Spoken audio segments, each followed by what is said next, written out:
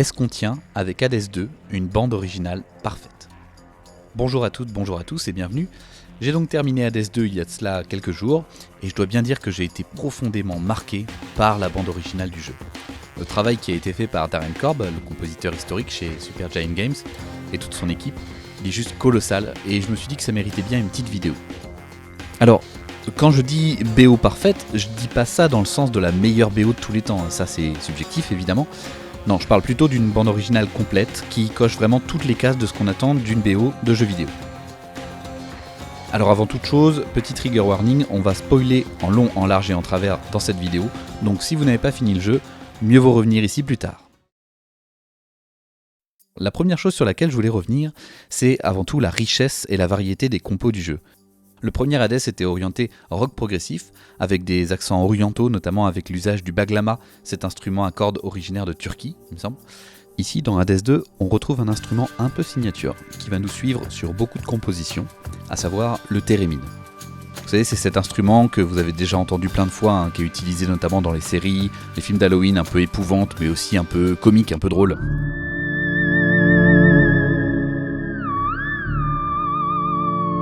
Et Darren Korb, il le dit dans une interview, il voulait avoir cet aspect un peu mystérieux et rigolo, parce que Melinoë, le personnage principal, celui qu'on incarne, c'est une sorcière. Et les deux Hades sont des jeux globalement sérieux, mais ils ont quand même pas mal de touches d'humour tout au long de leur scénario, d'où l'utilisation du thérémine. Une autre constante de Darren Korb dans sa manière de composer les musiques d'Hades 2, c'est la passion qu'il a pour les rythmiques peu ou pas conventionnelles du tout. C'est un truc de ouf, hein. Regardez, ça c'est le premier morceau littéralement du jeu. Écoutez-le et essayez de compter le nombre de temps par mesure.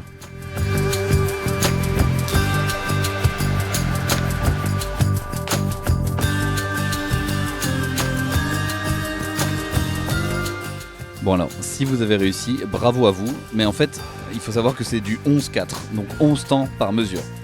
1, 2, 3, 4, 5, 6, 7, 8, 9, 10, 11. 1, 2, 3, 4, 5, 6, 7, 8, 9, 10, 11. 1, 2, 3, 4, 5, 6, 7, 8, 9, 10, 11. Et 11 temps par mesure, c'est absolument pas habituel en musique. Un autre exemple, c'est le morceau Olympus of Flame, où on a 7 temps par mesure. Écoutez. 1, 2, 3, 4, 5, 6, 7. 1, 2, 3, 4, 5, 6, 7. 1, 2, 3, 4, 5, 6, 7.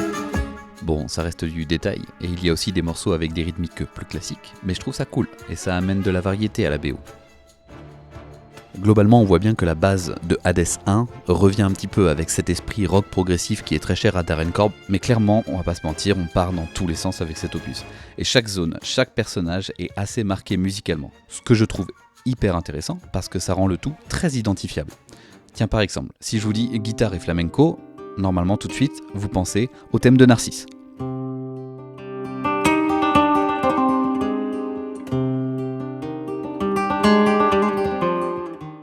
Si je vous dis orgue et métal, vous allez penser au chant des pleurs et au combat contre Cerbère. Si je vous dis cuivre et orchestre symphonique, vous allez penser à l'Olympe.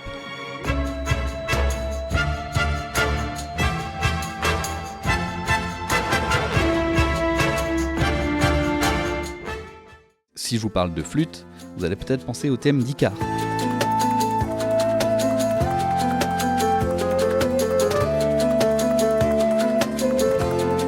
Bref, on a des morceaux qui rendent les zones et les personnages mémorables, et ça renforce l'attachement qu'on a pour eux. Et en plus, Darren Korb s'est entouré d'une palanquée d'artistes et de musiciens qui sont tous des pointures. Bon, par exemple, pour le thème de Narcisse dont on parlait tout à l'heure, il avait besoin d'un guitariste flamenco, il a demandé à Pau Figueres de venir, un guitariste espagnol qui est spécialisé dans le flamenco. Pour le combat contre Polyphème, le cyclope, il a composé un thème un peu jazz fusion électro, excellent d'ailleurs, et il avait besoin d'un solo de saxophone, et il fait appel à Sam Gendel, un grand saxophoniste de jazz fusion américain, et ça tue.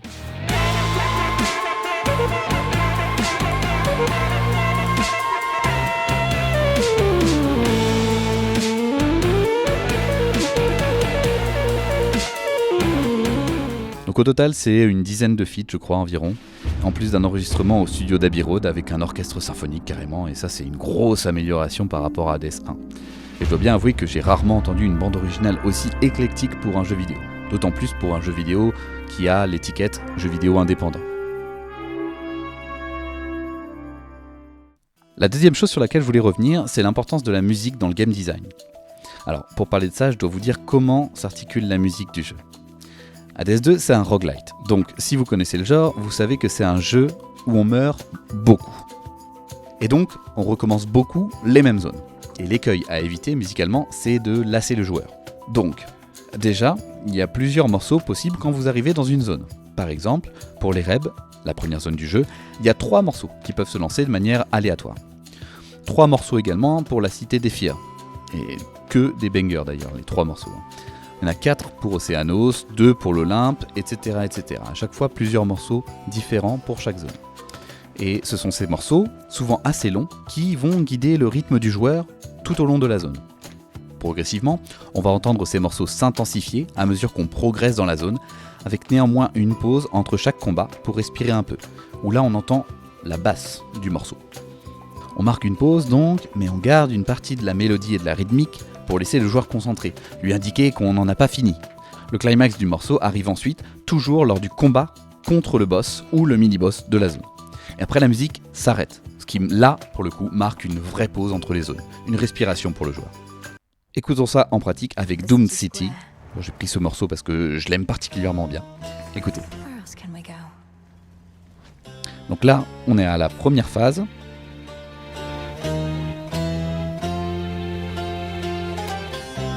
Puis on a une intensification.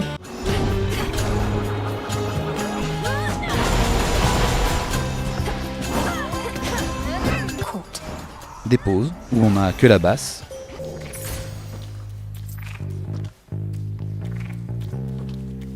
Et enfin, le climax avec le boss.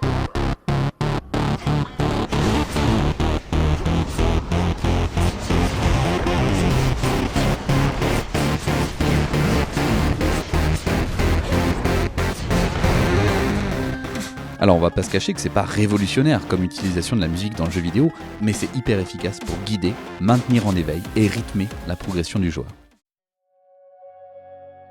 Tiens d'ailleurs, j'ai parlé de pause pour le joueur juste avant, et justement si vous avez joué au jeu, au bout de votre 5e, 6e run peut-être, vous avez sûrement entendu ça en revenant à la croisée des chemins.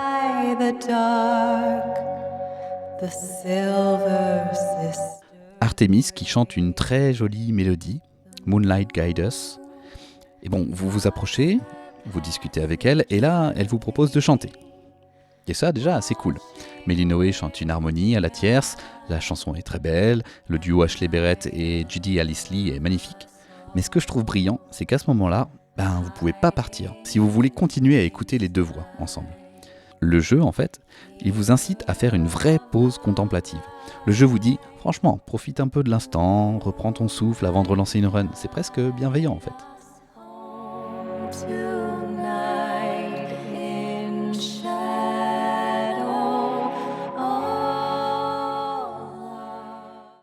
Enfin, le dernier élément sur lequel je voulais revenir, c'est le lien entre la musique d'Hades 2 et le lore, l'univers du jeu. Alors déjà, les instruments choisis pour illustrer certains persos ou certaines zones sont très à propos. Par exemple, Icar et le thème à la flûte, ça donne quelque chose d'assez mélancolique et aérien qui colle bien au personnage d'Icar.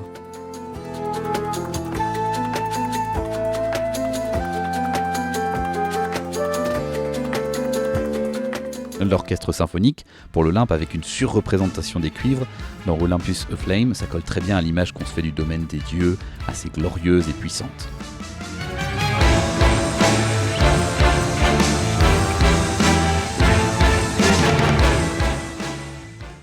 Tiens au passage, l'enchaînement Mountain of the Gods et Olympus of Flame, quand on arrive dans l'Olympe, il est incroyable. On dirait du John Williams, c'est assez ouf d'avoir sorti un thème comme ça pour un jeu indé.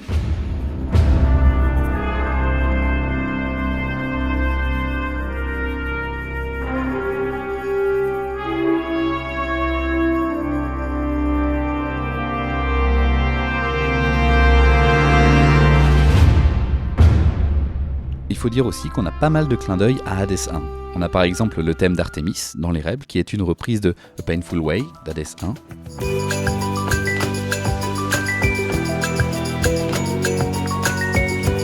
Alors, l'interprétation que j'en fais, c'est qu'Artémis, c'est un personnage qui est assez singulier dans Hadès. Elle se démarque pas mal des autres dieux.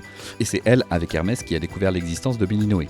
Donc, elle fait un peu le lien, en fait, entre les deux jeux. D'où son thème, qui est une reprise du premier Hadès.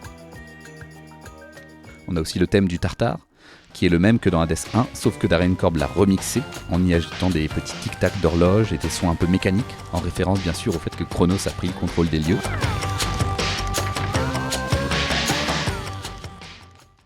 Toujours concernant le lore, vous aviez peut-être remarqué que le thème de Echo, dans le chant des pleurs, en fait c'est un remix de celui de Narcisse, mais avec un énorme delay, c'est-à-dire un écho en musique, écoutez.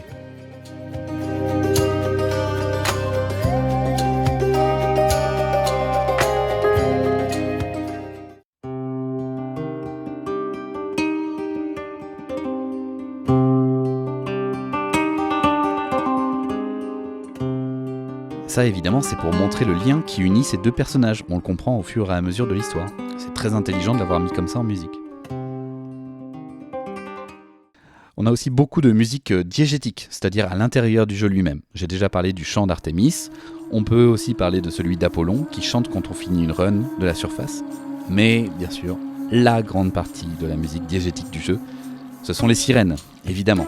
Et là, c'est une masterclass parce que non seulement ça colle à l'univers du jeu, mais aussi au mythe des sirènes dans la mythologie grecque.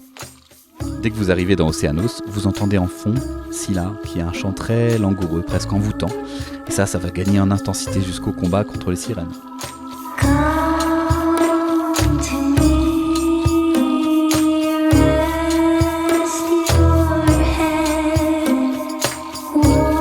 Évidemment une référence à l'épisode des sirènes dans l'Odyssée qui attire les marins pour les faire s'écraser contre les rochers. Le combat / concert des sirènes, musicalement il est assez ouf. On a en face de nous un groupe de rock, un peu hard rock aussi, et à chaque fois qu'on en bat une, l'instrument disparaît du morceau, c'est très marrant, c'est une très bonne idée de sound design. On voit qu'ils se sont bien éclatés avec ce personnage-là, avec ce boss-là. J'ai compté en tout 4 morceaux des sirènes, moi clairement j'attends l'album maintenant. Les 4 morceaux sont cool en plus, à la limite du kitsch un peu parfois. Par exemple, Bewitching Eyes, ça fait penser à un mix entre Dream On de Aerosmith et The Show Must Go On de Queen.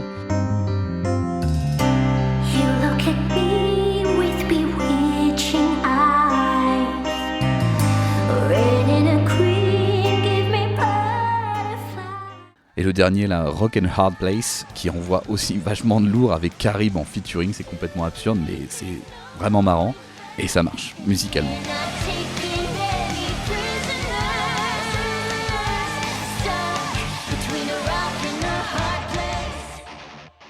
Dernier élément du lore dont je voulais parler, c'est justement le dernier boss du jeu, Chronos. En tout cas, pour la partie enfer. Parce que vous le savez, mais le temps, c'est un élément essentiel de l'histoire du jeu. Alors, c'est un boss en 2 phases, mais il y en a une 3e qu'on découvre un peu plus tard, comme dans le premier Hadès. La première phase, elle est assez rythmée, très rock, avec un tic-tac rapide derrière.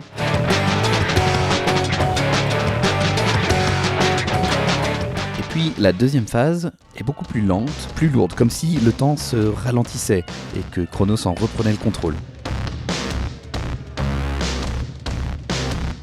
Les percussions sont aussi plus importantes.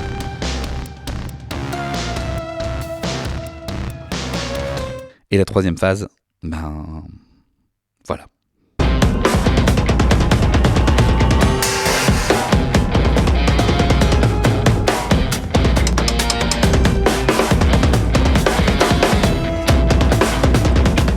Un énorme solo de batterie de Louis Cole, une grosse brute à la batterie. Et en fait, dans le lore, c'est génial de mettre un solo de batterie pour la dernière phase du Titan, du temps. La batterie, c'est évidemment le temps dans un groupe de musique. C'est elle qui gère le tempo et le rythme. Avec ce solo, on a l'impression que le temps prend tout l'espace sonore et on se sent limite oppressé par son omniprésence. Ce qui colle plutôt bien avec le Chronos turbo vénère qu'on a en face de nous à ce moment-là. Et voilà pour mon petit retour sur cette BO d'Hadès 2, j'espère que ça vous aura donné envie d'essayer le jeu si vous ne l'avez pas fait. Franchement, rien que pour la musique, ça vaut le coup. J'ai vu un commentaire qui disait que Hadès 2 c'était un album pour 30€ avec un jeu en bonus.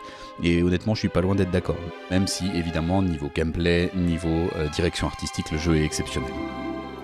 J'ai plein de morceaux qui sont déjà entrés dans ma playlist et Darren Korb, clairement, il s'est dépassé sur ce titre. J'avais déjà adoré la BO d'Hadès 1, mais je trouve que celle du 2 elle est encore plus quali, et ce qui n'était pas une mince affaire, clairement. Bref, je vous laisse avec un peu de Time Belongs to Us, la musique de fin de jeu qui est top aussi. Et je vous dis à très vite pour une prochaine vidéo. Ciao. When the sun begins to rise, shadows stretch their gloomy figures, shifting until the twilight.